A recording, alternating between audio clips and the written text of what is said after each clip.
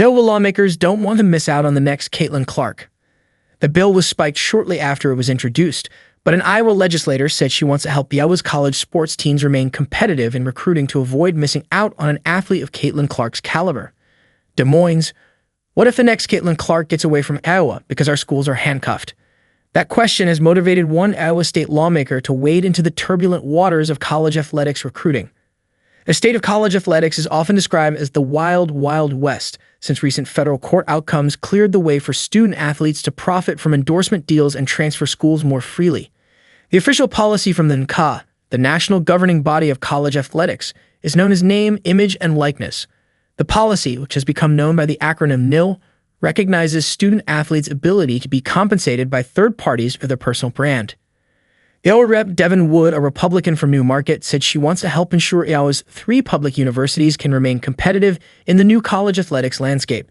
So she has introduced legislation that she said was designed with that goal in mind. Wood's proposed bill would allow the state's public universities, the University of Iowa, Iowa State University, and the University of Northern Iowa, to facilitate endorsement deals between student athletes, including high school recruits and third parties.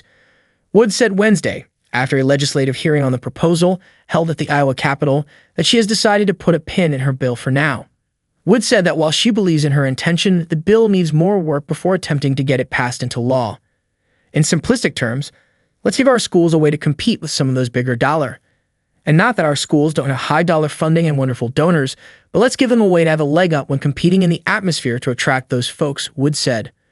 Wood's bill, House File 628, would have prohibited the state's universities from implementing any policies that would prevent student athletes from benefiting from endorsement opportunities. Wood said the legislation was drafted by taking ideas from bills introduced in other states, primarily Missouri. My overall goal with this is for it to be a tool for the universities, Wood said. So I plan to work with and hope that my subcommittee members will join me in working with our regents and our other interested parties throughout the next couple of months and maybe throughout the interim. I do not want this to be pushed through before it's ready, but I do want to have the conversation. Iowa Rep. Jade Scholten, a Democrat from Sioux City, joined Wood on the subcommittee for Wednesday's hearing. Scholten played college baseball at Morningside College in Iowa and the University of Nebraska in Lincoln before going on to play professionally. Scholten said he acknowledges there are many issues with the current landscape of college athletics, but also expressed concern about the state getting involved. He said he believes the NCAA should address the issue. Overall, I think what's happening is out of control and something needs to happen.